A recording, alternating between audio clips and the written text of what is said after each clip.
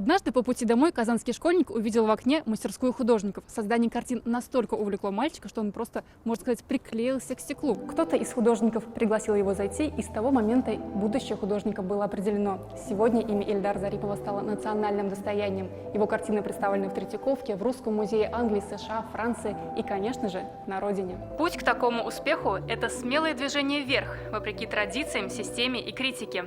Этот задор, щедрость души и доброта рождают уникальный зариповский стиль в татарском искусстве. Здесь совершенно чудесные вот эти смеющиеся молодые отец и мать, которые вот просто, действительно, вот смотрите, даже вот он подписал с таким вот удовольствием, вот радость с восклицательным знаком. Смелость делает его первым татарским художником, кто выставляет обнаженную женскую натуру, а картины, которые не принимают на родине, становятся мировыми шедеврами. Как только художник попадает вот в такую в первую обойму, о нем заговорили вся пресса, все специализированные журналы стали писать о Зарипове, как о молодом, перспективном, таком самобытном мастере. А для искусства Татарстана это был тоже такой прорыв, потому что, немногие мастера покоряли, всесоюзную сцену или всесоюзную арену. Более 2000 картин.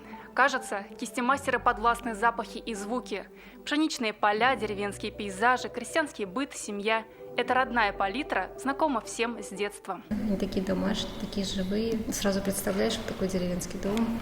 Мне очень понравилось.